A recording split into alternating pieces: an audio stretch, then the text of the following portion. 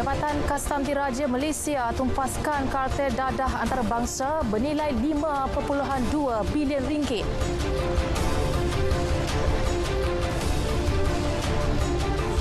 Dua pengarah syarikat dan seorang penjawat awam direman membantu siasatan kes rasuah projek pengeluaran pelitup muka.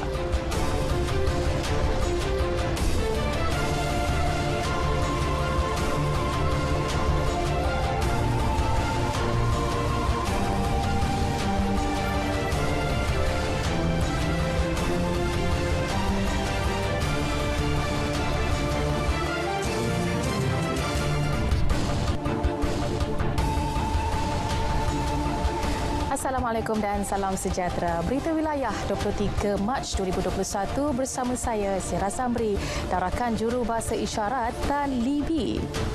Terus setia bersama kami untuk perkembangan berita seluruh negara.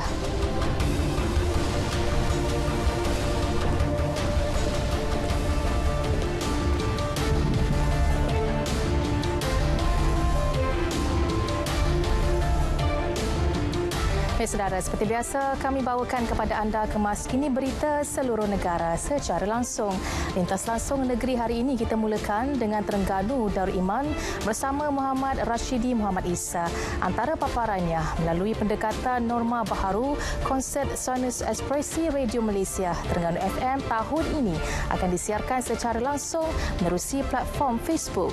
Selepas itu, dari Bumi Kenyalang dikhabarkan ada penemuan 2 lagi telaga minyak dan gas di Sarawak serta projek pembinaan Jambatan Batang Lupar tingkatkan ekonomi rakyat. Perinciannya bersama Bu Mawin. Dan akhir sekali, 90 kawasan liputan jalur lebar menerusi pelan jalinan digital negara antara tumpuan dari negeri di bawah bayu. Dan kita akan bersama Muhammad Syarizam Awang. Semuanya seketika nanti.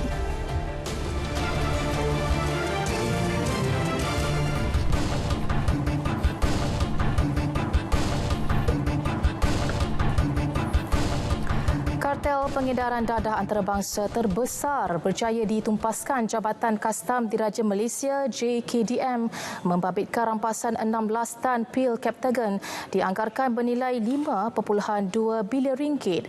Rampasan dibuat selepas 3 kontena bersaiz 490 kaki disita dalam serbuan di Pelabuhan Kelang, Selangor 15 Mac lalu. Ketua Pengarah Kastam Datuk Seri Abdul Latif Abdul Kadir berkata, serbuan dilakukan susulan maklumat risikan diterima daripada Direktorat Jeneral Pengawalan Narkotik Kementerian Dalam Negeri Arab Saudi.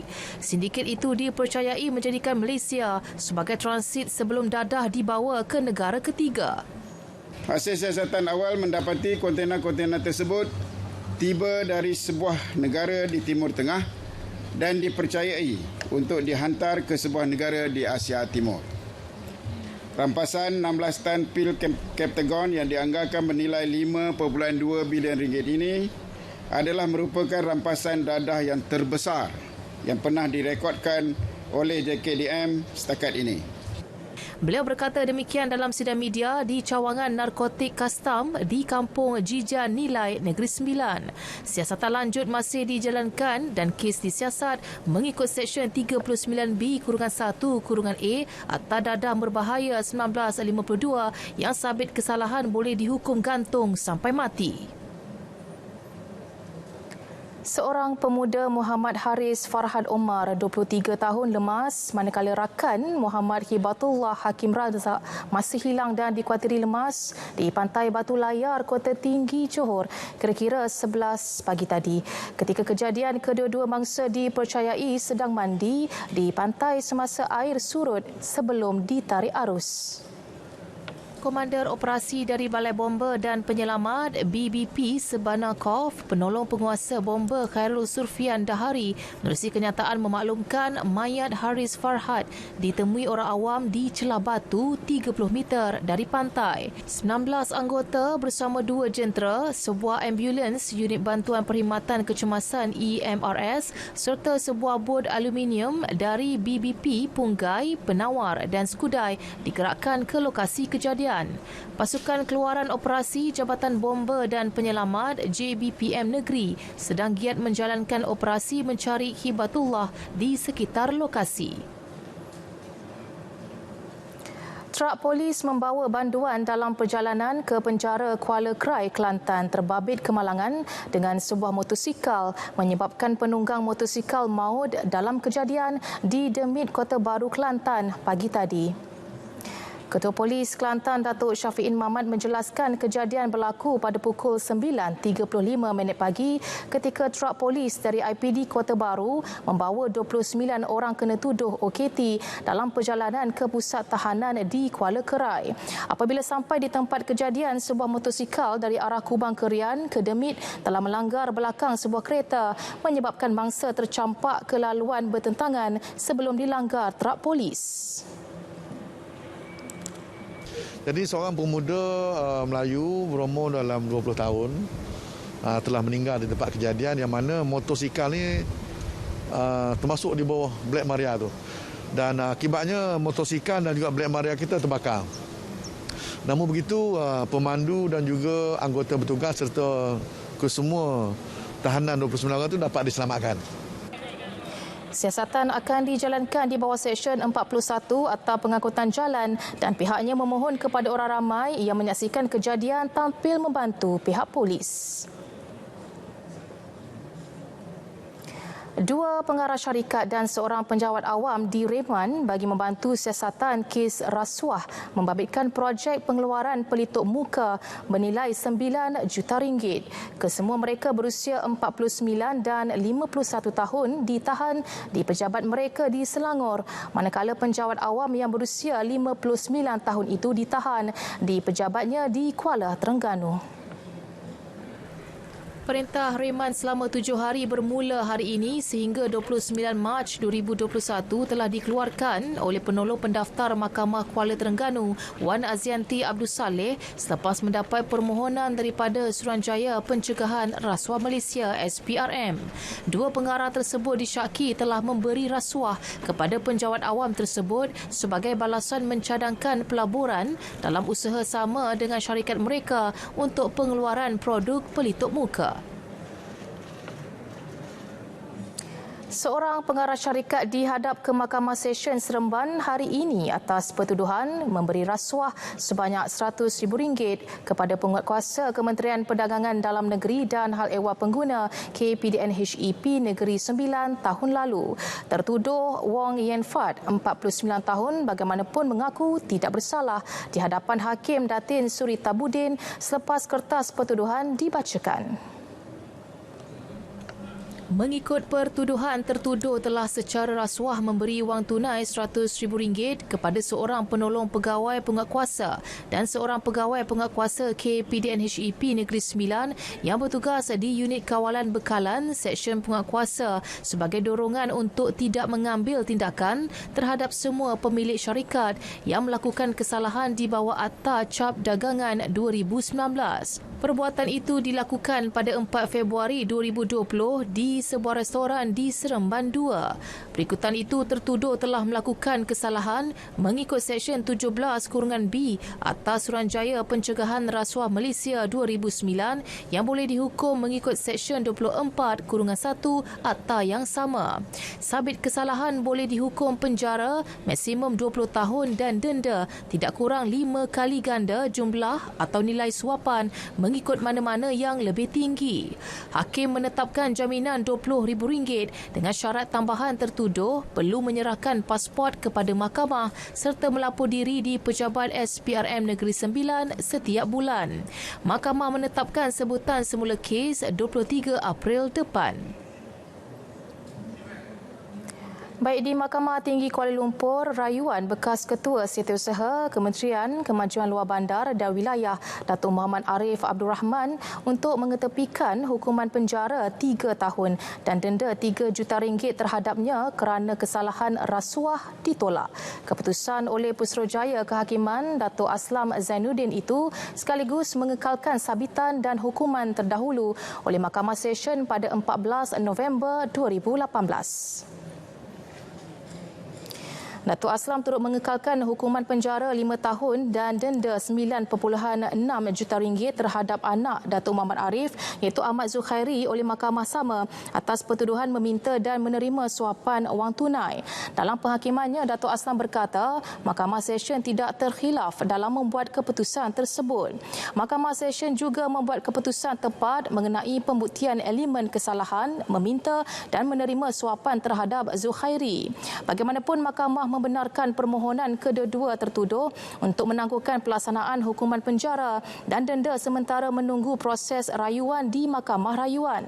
Namun jumlah jaminan dinaikkan daripada RM500,000 kepada RM800,000 seorang. Datuk Muhammad Arif didakwa bersubahat dengan anaknya Zukhairi untuk menerima suapan berjumlah lebih RM627,000 daripada pengarah syarikat Wazlina Sdn Bhd Muhammad Safian Muhammad Saleh berhubung projek bekalan elektrik luar bandar BELB di Sandakan Sabah. Ia sebagai upah memberi projek tersebut sistem solar hibrid di Sandakan secara rundingan terus kepada syarikat Iramas Sdn Bhd pada 2016. Seorang pembantu juru elektrik mengaku tidak bersalah dan mohon dibicarakan terhadap tuduhan mencederakan bapa saudaranya. Tertuduh Muhammad Ashraf Rahimi, 25 tahun. Pengakuan itu di Mahkamah Session Kota Baru hari ini ketika pertuduhan dibacakan di hadapan Hakim Ahmad Bazli Bahrudin.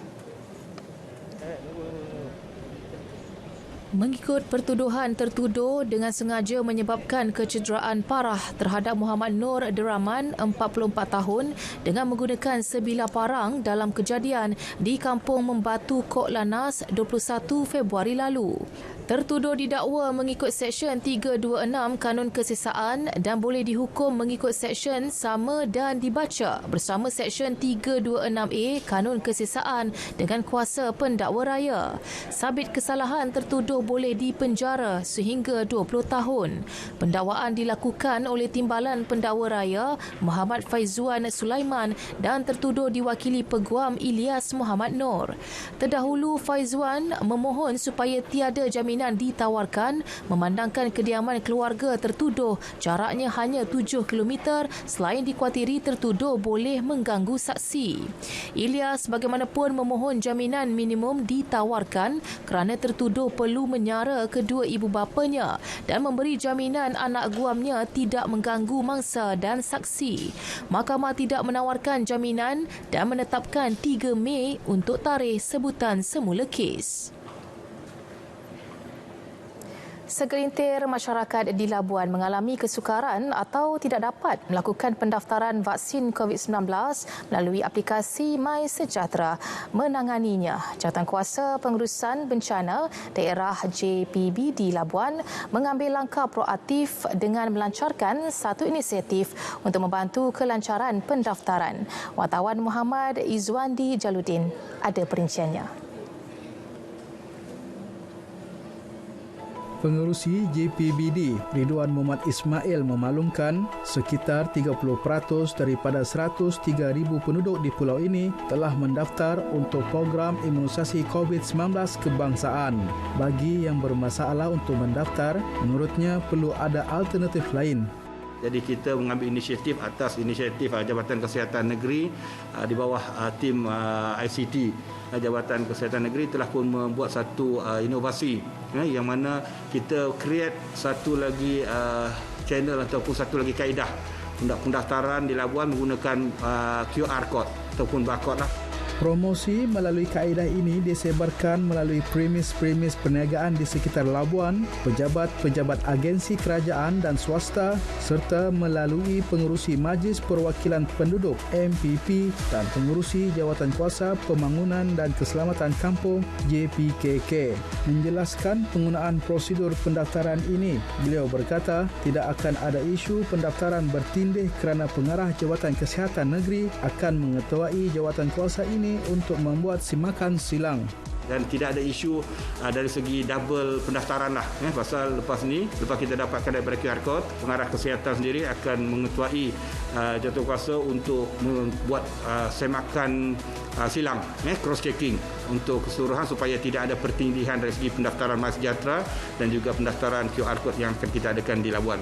Dalam pada itu, Jabatan Kesihatan Labuan terus komited memastikan masyarakat setempat di pulau ini mendaftar untuk menerima vaksin COVID-19.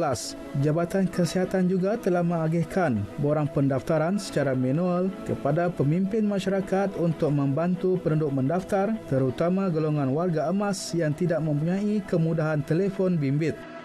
Tim kesihatan juga di bawah Kementerian Jabatan Kesihatan Negeri juga akan turun padang untuk mencari dan menapasti bersama dengan ketua-ketua kampung dan MPP untuk mendaftarkan mereka. Jadi kalau tidak ada handphone pun tidak ada masalah. Yang penting kita akan mendapat data yang lengkap dan data yang boleh dipercayai, yang boleh kita kemukakan. Menyasarkan 90% pendaftaran vaksin daripada jumlah penduduk Labuan, pihaknya boleh mendapatkan bekalan vaksin lebih awal daripada tarikh yang ditetapkan. Oleh itu, pihak JPBD Labuan menyasarkan pemberian vaksin berkenaan bagi fasa kedua dan ketiga akan selesai pada Oktober atau selewat-lewatnya November tahun ini. Langkah diambil JPBD Labuan merupakan satu tindakan yang positif bagi memastikan penduduk Labuan menerima vaksin menerusi program imunisasi COVID-19 kebangsaan yang dilaksanakan oleh kerajaan. Saya sudah menerima dos vaksin COVID-19 yang kedua. Oleh itu, jangan lupa untuk daftar segera terima vaksin ini bagi melindungi keluarga kita, seterusnya mengurangkan daripada dijangkiti pandemik COVID-19. Muhammad Izzuandi Jaludin, Berita RTM. Menteri Kewangan Tengku Datuk Seri Zafrul Abdul Aziz mendahului senarai 143 penerima darjah kebesaran bintang dan pingat wilayah persekutuan di KBPWP sesi pertama yang dianugerahkan oleh Yang di-Pertuan Agong Al-Sultan Abdullah Riayatuddin Al-Mustafa Billah Shah. Istiadat yang berlangsung di Istana Negara itu menyaksikan Tengku Datuk Seri Zafrul dikurniakan darjah Seri Utama Mahkota Wilayah SUMW yang membawa gelaran Datuk Seri Utama. Penerima lain yang turut dikurniakan SUMW adalah Menteri Besar Pahang Datuk Seri Wan Rusdi Wan Ismail. Pada istiadat itu juga 15 penerima dikurniakan darjah kebesaran Seri Mahkota Wilayah SMW yang membawa gelaran Datuk Seri. Antaranya Menteri Tenaga dan Sumber Asli Datuk Seri Dr. Syamsul Anwar Nasarah dan Menteri di Jabatan Perdana Menteri, Parlimen dan Undang-Undang Datuk Seri Taqiyuddin Hassan. Sementara itu 41 individu telah dianugerahkan darjah kebesaran Panglima Mahkota Wilayah PMW yang membawa gelaran Datuk, termasuk Menteri Kanan Pendidikan Datuk Dr. Muhammad Razi Jidin dan Menteri Perumahan dan Kerajaan Tempatan Datuk Zuraida Kamarudin. Selain itu 21 individu menerima darjah kebesaran Johan Mahkota Wilayah JMW, manakala 26 individu lagi dianugerahi darjah kebesaran Kesatria Mahkota Wilayah KMW. Tidak ketinggalan, 11 individu dianugerahkan darjah kebesaran Ahli Mahkota Wilayah AMW dan 27 individu menerima darjah kebesaran Pingat Pangkuan Mahkota Wilayah PPW. Kali ini di KBPWP turut dikurniakan kepada anggota Barisan Hadapan yang bertungkus lumus memerangi penularan wabak COVID-19. Turut hadir pada istiadat tersebut Perdana Menteri Tan Sri Muhyiddin Yassin. Amalan dan dasar pembangunan bandaraya di seluruh negara perlu merangkumi strategi baharu dengan menitik beratkan elemen daya tahan yang tinggi. Yang di-Pertuan Agong Al-Sultan Abdullah Riayatuddin Al-Mustafa Billah Shah bertitah langkah itu perlu dalam menghadapi apa juga kemungkinan pada masa hadapan. Bagi mencapai maksud tersebut, Baginda bertitah kerajaan memberi tumpuan kepada peningkatan kualiti persekitaran, menggubal strategi pengurusan kepadatan penduduk yang mampan. Baginda turut meminta supaya kerajaan menitik beratkan pengurusan perbandaran yang dinamik menerusi integrasi antara semua agensi.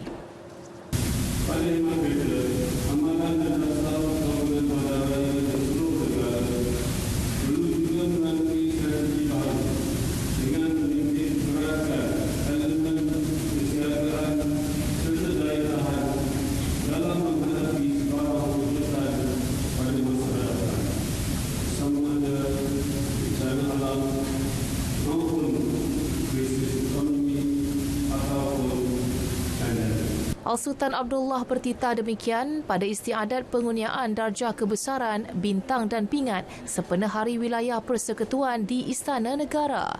Titah baginda penggunaan teknologi pintar akan turut berupaya memberi kesinambungan kepada infrastruktur kritikal semasa berdepan bencana dan krisis. Dalam titah tersebut, Al-Sultan Abdullah turut menzahirkan ucapan tahniah kepada semua penerima darjah kebesaran. Sultan Johor, Sultan Ibrahim Sultan Iskandar berkenan menguniakan darjah kebesaran sempena ulang tahun keputeraan rasmi baginda hari ini. Turut berangkat pada majlis penguniaan darjah di Balai Mahadab Istana Bukit Sirin, Johor Bahru ialah Pemaisuri Johor, Raja Zarith Sofiah, almarhum Sultan Idris Shah. Sultan Johor berkenan menguniakan darjah kerabat Johor yang amat dihormati pangkat kedua kepada Raja Puan Besar Perak, Raja Nazhatul Shima, almarhum Sultan Idris Shah. Menteri Besar Johor, Dato' Hasni Mohamad pula dikurniakan darjah Mahkota Johor yang amat mulia pangkat pertama, Datuk Seri Paduka Mahkota Johor yang membawa gelaran Datuk. Darjah Sultan Ibrahim Johor yang amat disanjungi pangkat kedua, Datuk Mulia Sultan Ibrahim Johor DMIJ yang juga membawa gelaran Datuk dikurniakan kepada Pegawai Daerah Johor Bahru, Datuk Abdul Rahman Saleh, Datuk Bandar Majlis Bandaraya Pasir Gudang, Datuk Asman Shah Abdul Rahman dan Timbalan Mufti Johor, Datuk Ahmad Faisal Muhammad.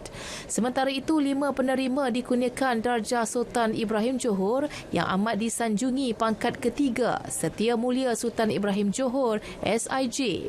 Penerima SIJ ialah Pegawai Daerah Kota Tinggi Haslina Jalil, Pegawai Daerah Kulai Zainur Adani, Pengarah Hospital Sultanah Aminah Johor Bahru Dr. Muhtar Pungut Elias Ahmad, Timbalan Pengarah Kesihatan Negeri Johor Dr. Syaharum Nur Azian Cik Mat Din dan Qadi Besar Negeri Johor Khalid Sono. Baik saudara, untuk laporan cuaca semasa kita langsung ke Jabatan Meteorologi bersama pegawainya Wan Muhammad Hafiz Husin. Silakan. Baiklah, Assalamualaikum dan salam sejahtera. Pada ketika ini, rantau negara kita menerima pengaruh angin daripada arah pelbagai hala dengan kelajuan yang agak lemah di bagi kawasan daratan, manakala di kawasan perairan pula angin bertiup dengan agak kencang sekitar 50 hingga ke 60 km sejam dan ketinggian ombak juga melebihi 4.5 meter. Justru itu, Met Malaysia telah mengeluarkan amaran angin kencang serta teluk bergelora kategori pertama, kedua dan juga ketiga di sebahagian besar perairan di Laut Cina Selatan. Dan amaran ini juga melibatkan kawasan perairan di negeri Kelantan, Terengganu, Pahang, Johor Timur, di negeri Sarawak dan juga di negeri Sabah, yang mana pada tempoh ini ianya adalah berbahaya kepada bobot kecil serta sukan navigasi laut, juga pada aktiviti perkapalan menangkap ikan dan juga pada pekerja-pekerja yang berada di pelantar minyak. Baiklah, seterusnya, Malaysia juga telah mengeluarkan amaran cuaca waspada yang mana hujan lebat dijangkakan boleh berlaku bagi kedua negeri melibatkan di negeri Sarawak dan juga di negeri Sabah.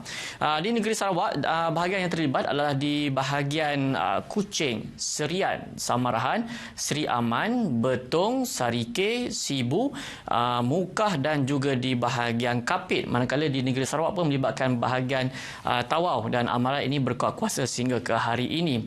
Selain pada Sabah dan Sarawak pula, juga amaran cuaca waspada turut dikeluarkan bagi dua negeri di semenanjung Malaysia. Yang pertama melibatkan di negeri Pahang yang berkuat kuasa hari ini dan kita jangkakan ianya akan berlanjutan sehingga ke esok 24 Mac 2021. Daerah yang terlibat adalah di daerah Jerantut, Maran, Kuantan, Pekan dan juga Rompin, dan menjelang ke esok negeri Johor melibatkan daerah Mersing dan juga Kota Tinggi, maafkan saya, hujan lebat akan berlaku dan kita jangkakan hujan yang berlaku di negeri Johor ini akan berlanjutan sehingga ke 25 Mac 2021 dan dalam tempoh ini hujan lebat boleh berlaku dan diharapkan pada orang ramai diharapkan lebih berhati-hati dan juga berwaspada. Baiklah, untuk mengetahui apa yang berlaku sebenarnya pada ketika ini di Semenanjung dan juga di negeri Sabah dan Sarawak, kita beralih ke paparan imej satelit pada ketika ini cuaca agak lembap bagi kesemua negeri di seluruh Malaysia. Dapat diperhatikan pada ketika ini terdapat banyak kelompok awan aktif yang melitupi Semenanjung dan juga di negeri Sabah dan Sarawak. Hujan kini sedang berlaku di hampir ke semua negeri di seluruh negara.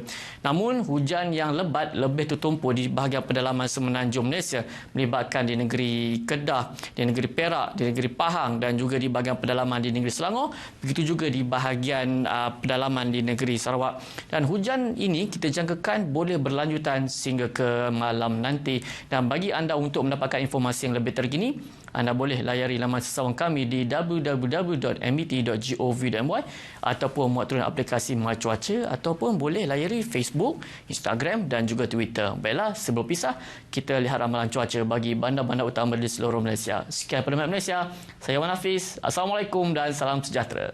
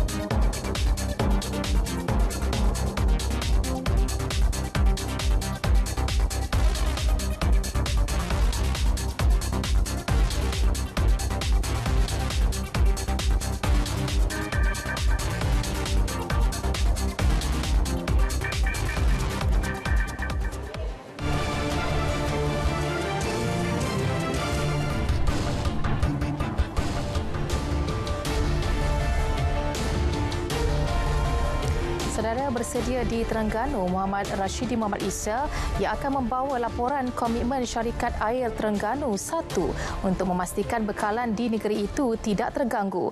Bagi tujuan itu, 3 loji baharu dibina 1 sejak 2016. Perinciannya, kita terus bersama Rashidi. Silakan. Terima kasih. Assalamualaikum. Syarikat Air Terengganu 1 terus komited memastikan rakyat negeri ini tidak berdepan sebarang masalah berkaitan air.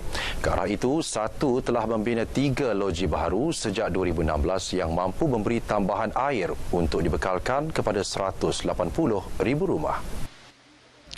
Ketua Bahagian Eksekutif 1 Insinyur Atamin Sulong berkata 3 loji tersebut ialah loji rawatan air Pulau Bahagia, loji Bukit Berapit dan juga loji berdekatan Losong. Loji Pulau Bahagia mampu menyediakan 20 juta liter sehari kepada 20,000 rumah. Loji Bukit Berapit di Kampung Gemuruh pula mampu membekalkan 120 juta liter air untuk 120,000 buah rumah, manakala di Losong boleh menampung tambahan 40 juta liter air sehari.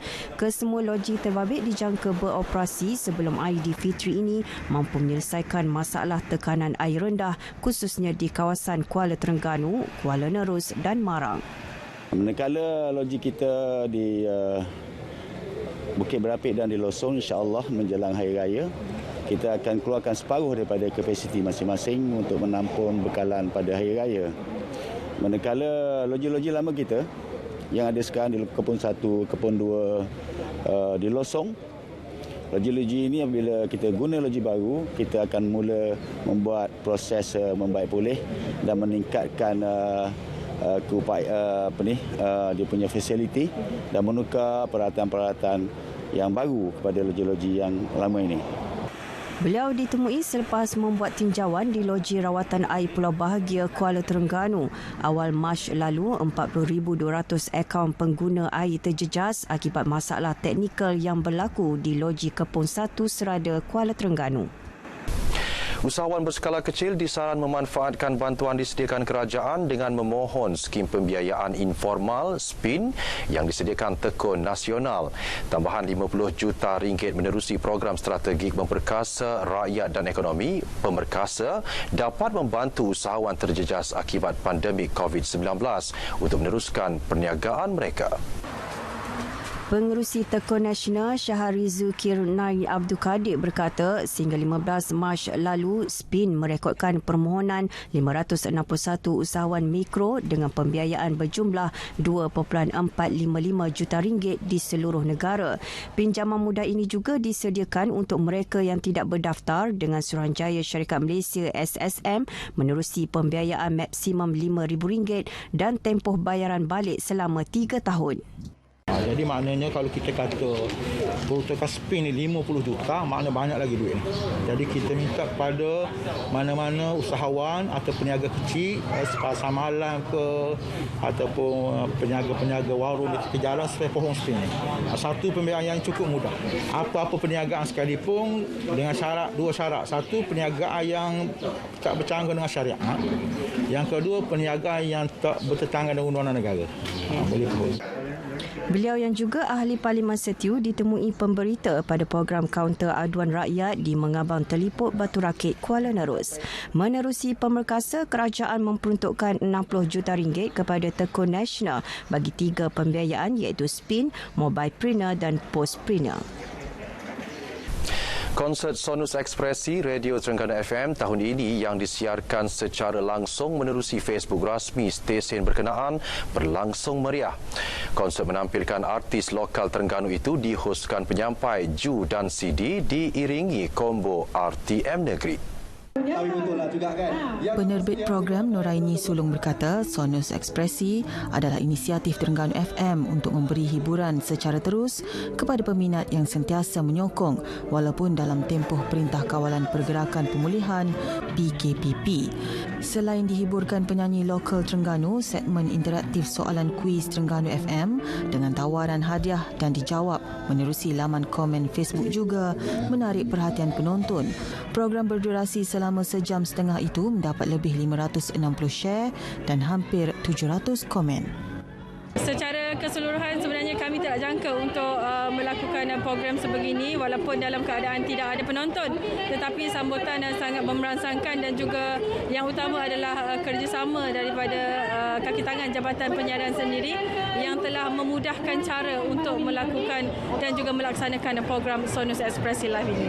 Sonus Ekspresi ini kita adakan untuk memberikan peminat yang selama ini menyokong Sonus untuk merasakan satu konsert yang agak besar walaupun tak ada penonton sebenarnya, tapi ini adalah hadiah kepada penonton-penonton kita yang selama ni tidak berhenti menyokong Terengganu FM. Tahun ini, Terengganu FM menyediakan beberapa lagi program menarik termasuk forum perdana, konsert Hari Raya, sambutan Hari RTM dan Jelajah Ramadan. Sekian laporan dari Terengganu, kembali bersama rakan setugas di Angkasa Puri. Terima kasih Rashidi.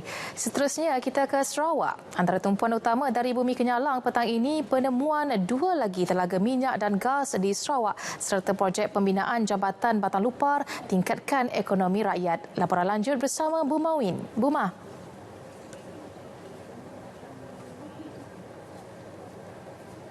Baik Zira, terima kasih. Salam hormat dan salam sejahtera. 2 lagi telaga minyak dan gas baru ditemui di kawasan pesisir pantai Sarawak. Ketua Menteri Datuk Parti Abang Johari Tun Nopeng memberitahu penemuan 2 lokasi itu telah dimaklumkan oleh pihak Petronas dalam pertemuan dengannya baharu-baharu ini. Datuk Patinggi Abang Johari berkata penemuan sumber baru tersebut akan memberi pendapatan tambahan kepada Sarawak untuk disalurkan kepada pembangunan Sarawak. Yesterday, I think Petronas is going to issue the statement. There is a possibility beside the Central Laconia and Baram Delta could be another new discoveries, 2 new discoveries. This one I just indicate to you just now. Meaning if that is the case, based on our commercial settlement agreement, CSA, meaning we are going to do our part in the developing of those areas. Beliau menyatakan demikian dalam sidang media selepas Majlis Pecah Tanah Projek Jambatan Batang Lupa di Sebuyau. Datuk Petinggi Abang Johari berkata kerajaan negeri menerusi Petros akan mengadakan perbincangan lanjut dengan Petronas untuk langkah seterusnya sejajar dengan perjanjian Malaysia. Mengenai pembinaan Jambatan Batang Lupa, beliau berkata ia merupakan jambatan terakhir dalam rangkaian jalan pesisir dan jajaran jalan utama kedua yang akan memberi manfaat besar kepada lanskap ekonomi dan pendapatan rakyat setempat. Semua dah ada jambatan dah. Sikit ingat dah, semua jambatan tu saya ada tol lah. Saya ada tol. Kata Denan tambah OL jadi tolol dia. Okey. Kena jambatan Semenanjung semua ada tol. Kita saya ada tol. Dan saya ada ferry lagi lah. No more ferry, no more tol. Okey. That is what GPS has fulfilled. Ada orang lain janji, Tok dekat tu, banyak orang lah janji tu.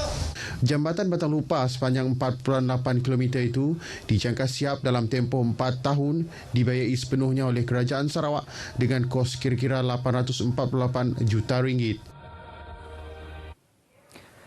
Sementara itu, Menteri Muda Infrastruktur dan Pembangunan Pelabuhan Datuk Julaihi Narawi dalam ucapannya memberitahu projek pembinaan Jambatan Batang Lupar amat penting untuk melengkapkan jaringan jalan pesisir dan jajaran jalan utama kedua.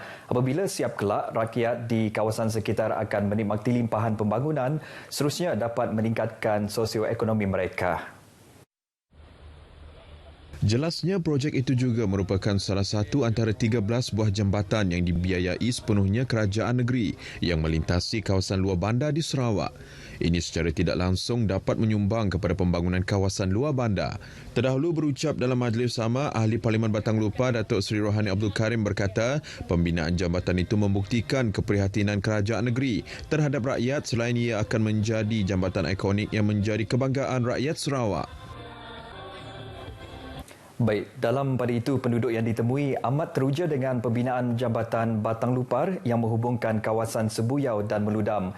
Ini sekaligus mengurangkan jarak dan masa perjalanan dari Kuching atau Sebuyau menuju ke bahagian Betong.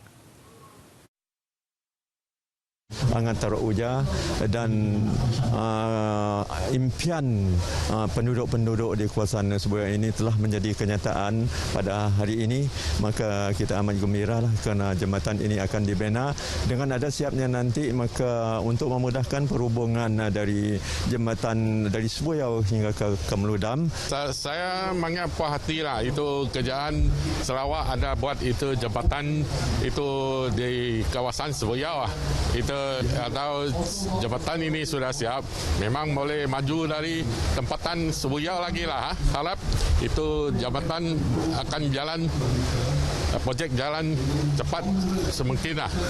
Amat berarti dan bermakna lah untuk memudahkan perjalanan, untuk memudahkan masyarakat setempat, khasnya untuk di Sebuyau dan tempat-tempat di sekeliling tu lah. Pembinaan Jambatan Batang Lupa yang menelan kos kira-kira 848 juta ringgit ini dijangka siap dalam tempoh 4 tahun.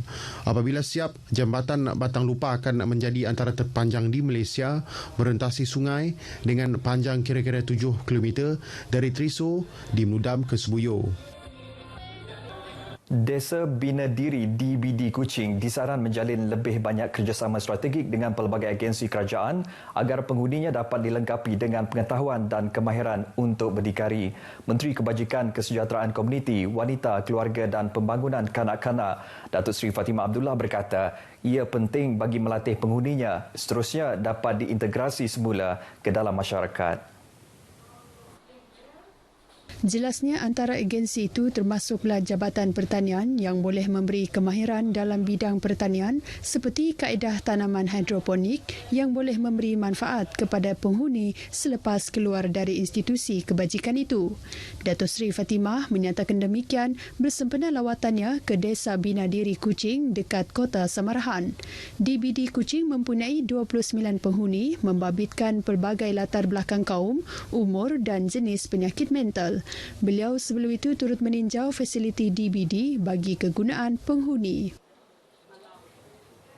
Kerajaan Sarawak memperuntukkan sebanyak RM320,000 bagi melaksanakan 5 projek pembersihan dan penyelenggaraan sungai di kawasan Dewan Undangan Negeri Dun Senadin di Miri. Menteri Pengangkutan yang juga Adun Senadin, Datuk Lee Kim Shin berkata, langkah tersebut adalah susulan daripada banjir yang melanda kawasan Permajaya, Desa Senadin dan Tudan awal Januari tahun ini. Katanya kerja-kerja penyelenggaraan dan pembersihan sungai di kawasan terbabit telah pun bermula sejak 8 Mac lepas. Beliau berkata demikian selepas membuat tinjauan untuk kerja-kerja pembersihan Sungai Adong di Permajaya Miri. Tambah beliau, 5 projek ini adalah kerja-kerja pembersihan Sungai Adong, pembersihan Sungai Miri Kecil, pembersihan dan mengorek tanah dalam parit di Jalan Indah 3 Desa Pujut, membersih parit besar di Jalan Perdana Tudan, Desa Ras Fasa 3 dan 5 serta membersih perparitan tanah di Tudan Fasa 3 dan 5. Sementara itu, Datuk Lee memberitahu Kerajaan Persekutuan turut memperuntukkan RM720,000 bagi 4 projek penyelenggaraan kolam iaitu di Senadin Fasa 7, Ketinwata Senadin, Tanah Bencah Permajaya dan di Senadin. Jelas beliau, 2 daripada 4 projek di bawah Kerajaan Persekutuan telah bermula 15 Mac lepas, manakala 2 lagi pada 16 Mac. Baik saudara, sekian berita wilayah dari Sarawak. Kita kembali bersama Zera di Angkasa Puri. Silakan Zera. Baik, terima kasih Buma. Saudara, Sabah menyasarkan 90 kawasan liputan jalur lebar menerusi Pelan Jalinan Digital Negara antara tumpuan dari negeri di bawah payu. Sudah bersedia dengan laporan penuh, kita bersama Muhammad Syarizam Awang. Silakan. Baik, terima kasih Zaira. Assalamualaikum dan salam hormat. Kerajaan negeri komited merealisasi Pelan Jalinan Digital Negara Jendela di Sabah dengan sasaran 90% kawasan mendapat perkhidmatan jalur lebar menjelang penghujung tahun depan. Ketika ini, bidaan tender projek jendela masih dibuka sehingga 31 Mac ini dan surat tawaran dijangka diserahkan Julai depan. Menteri Sains, Teknologi dan Inovasi Sabah, Datuk Yaakob Khan berkata, keadaan berbukit bukau di Sabah antara penyumbang kepada kelewatan perlaksanaan program jendela di negeri ini. Tempat-tempat yang akan kita pasang ini sudah tentulah di kawasan yang sukar dapat liputan pada ketika ini. Ya, sukar dapat liputan. Jadi cabaran di Sabah ini lain daripada negeri lain di sana. Tapi itu bukanlah jadi penghalang ya untuk kita meneruskan program jendela ini. Beliau ditemui media selepas perjumpaan bersama pelatih Institut Latihan Teknik dan Perdagangan ILTP Jabatan Pembangunan Sumber Manusia JPSM dan perasmian Surau Hidayatul Solihin di ILTP Papar. Sementara itu, Pengarah Suruhanjaya Komunikasi dan Multimedia SKMM Sabah dan Wilayah Persekutuan Labuan, Izani Othman menyasarkan pembenahan menara telekomunikasi dan pemasangan peralatan radio di bawah program jendela siap selewat-lewatnya pada 2023. Bila letter of award sudah keluar, jadi pemenang akan pergi melawat ke kawasan untuk mengenal pasti spesifik lokasi-lokasi untuk pemasangan menara ini. Jadi kita target dalam bulan mengambil masa 3 atau 4 bulan tu untuk dia mengenal pasti lokasi dan proses untuk mendapatkan agreement dan sebagainya. Kita beri tempoh 9 bulan. Sebanyak 482 menara baharu akan dibina di bawah program Jendela Sabah, manakala 1,200 menara sedia ada akan dinaik taraf daripada perkhidmatan 3G kepada 4G. Belia di negeri ini digesa mengambil tahu dan memanfaat program serta pakej rancangan khusus untuk belia yang disediakan kerajaan yang bagi memastikan golongan berkenaan tidak tercicir menerima bantuan khususnya dalam situasi pandemik ketika ini. Menteri Belia dan Sukan Datuk Elron Alfred Angin berkata, pihak kementerian di peringkat persekutuan maupun negeri akan terus proaktif memain peranan menyebar luas maklumat mengenai pakej bantuan kerajaan. Kita mengharapkan Jabatan Belia dan Sukan Persekutuan di negeri Sabah ini dan Kementerian Belia dan Sukan Negeri dapat bersama-sama mengambil inisiatif untuk memperjelaskan inisiatif yang diumumkan oleh Perdana Menteri baru-baru ini sampai ke akar umbi supaya mereka ini faham dan juga menyambut baik. Beliau ditemui RTM selepas Majlis Anugerah Perdana Negara Peringkat Negeri Sabah di Kota Kinabalu. Menurut Dato' Elron, hasil tinjauan Institut Penyelidikan Pembangunan Belia Malaysia pada Mac tahun lalu, 95.8% belia menyokong pakej rangsangan ekonomi bagi mendaya upayakan ekonomi belia dan 78.7% belia yakin ia mampu meningkatkan semula ekonomi negara.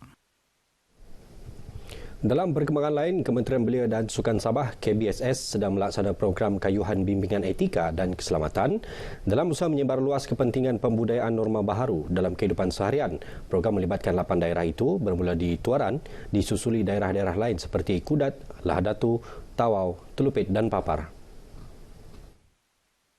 Setiausaha Tetap KBSS Muhammad Yusri Abdullah yang ditemui RTM sempena program kayuhan bimbingan etika dan keselamatan di Tuaran berkata, program yang dijalankan selama 2 hari bagi setiap lokasi diisi dengan sesi taklimat prosedur operasi standard SOP.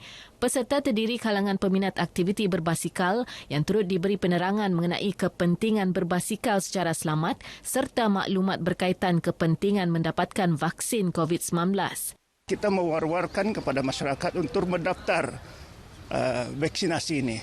Dan janganlah terlampau mendengar viral-viral di luar sana yang mana mengatakan vaksin ini menimbulkan berbagai masalah. Seramai 68 peserta mengambil bahagian dalam program di Tuaran melibatkan kayuhan sejauh 30 km bermula dari Astaka Majlis Daerah Tuaran. Amanah Ikhtiar Malaysia AIM turut diberi peluang untuk terlibat sama dalam skop pinjaman mikrokredit melalui program strategik memperkasa rakyat dan ekonomi pemerkasa. Skop pinjaman itu bagi melahirkan 100 usahawan di bawah Kementerian Pembangunan Usahawan dan Koperasi. Pengerusi Eksekutif AIM Datuk Seri Panglima Lajim Ukin berkata pihaknya kini sedang mengenal pasti 10 usahawan sahabat AIM yang berdaya saing layak untuk mendapatkan pinjaman mikrokredit itu. Jadi kita punya target ialah kurang-kurangnya 10% daripada 100 itu daripada AIM. Dan pihak pengurusan sedang mengenal pasti peserta-peserta ataupun sahabat-sahabat AIM yang berdaya maju, yang sudah lama dalam YAIM untuk kita calonkan untuk mendapatkan lebih banyak pinjaman. Datuk Lajim ditemui RTM sempena program Bakul Kasih AIM di Beaufort. Sementara itu, usahawan sektor informal turut menyambut baik pemerkasa membantu golongan berkenaan. Macam saya sebagai bekerja sendiri, di samping itu saya online, sedikit sebanyak dapat membantulah untuk mengurangkan beban untuk dari segi modal.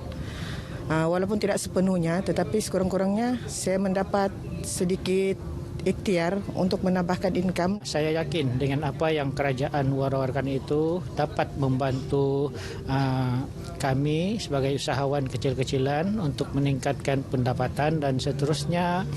Kita bersama-sama untuk mengelakkan pandemik. Sangat-sangat bagus untuk terutamanya pada peniaga-peniaga pada musim COVID ni, sebab kita sedia maklum musim COVID ni, pandemik ni, kita semua terutamanya peniaga mengganggu perniagaan. Jadi dengan bantuan daripada kerajaan ni sangat-sangat membantu dan kita memerlukannya. Melalui inisiatif pemerkasa, Tekun Nasional menyedia dana tambahan RM60 juta khusus untuk skim pembiayaan informal dengan had pembiayaan sehingga RM5,000 bagi perniagaan kecil-kecilan daripada rumah, pasar malam dan pasar tamu. Jabatan Sukarelawan Malaysia rela terus komited membantu usaha melandaikan kes COVID-19 di negara ini dengan melaksanakan rondaan sukarela khususnya di kawasan zon merah. Ketua Pengarahnya Yahya Sulaiman berkata operasi rondaan dilakukan secara berkala dengan jumlah keanggotaan bergantung kepada keluasan zon terlibat. Rondaan tidak hanya tertumpu kepada pemantauan terhadap pematuhan prosedur operasi standard SOP, malah turut melibatkan penerangan mengenai SOP terkini kepada masyarakat. Kita fokus khusus buat di zon-zon merah ini terutamanya rondaan-rondaan sukarela. Kita buat secara berkala dan alhamdulillah masa saya buat beberapa siri rondaan sukarela bersama anggota dan penerimaan masyarakat terhadap kehadiran kami itu memang sangat positif. Yahya bercakap kepada pemberita selepas mengadakan kunjungan hormat terhadap Ian di Pertuan Negeri, Tun Dr. Johar Datuk Mahiruddin bagi memaklumkan pelantikan sebagai Ketua Pengarah Rela yang baharu di Istana Negeri Kota Kinabalu.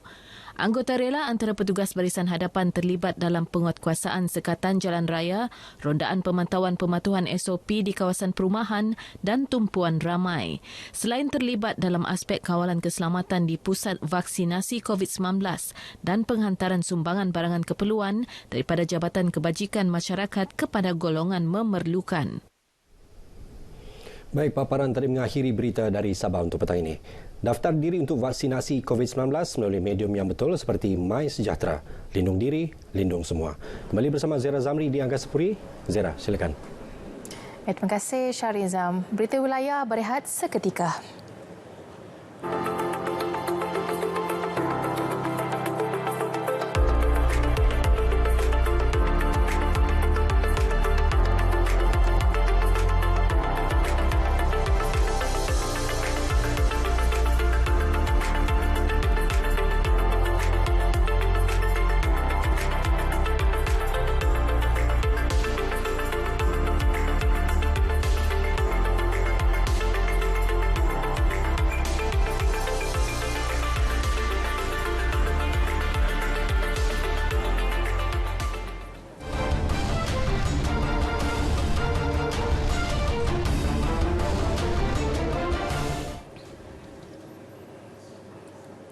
Prestasi kurang memberangsangkan pengadil dalam saingan Liga Malaysia baru-baru ini telah menarik perhatian pemilik Johor Darul Ta'zim JDT Tunku Ismail Sultan Ibrahim.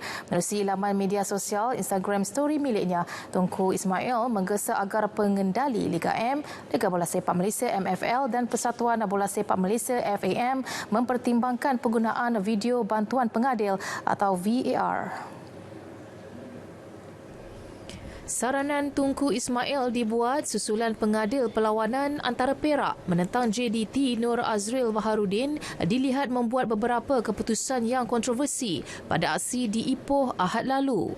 Antara insiden yang gagal dikesan oleh Azril ialah kekasaran yang dilakukan terhadap pemain JDT Bergson Da Silva dan Arif Aiman dalam kawasan penalti Perak. Malah menerusi satu komen yang dibuat pada laman Instagram MFL, beliau turut berpendapat pengadil itu sepatutnya tidak memberikan sepakan penalti kepada JDT pada masa kecederaan sekaligus mengikat perlawanan dua-dua.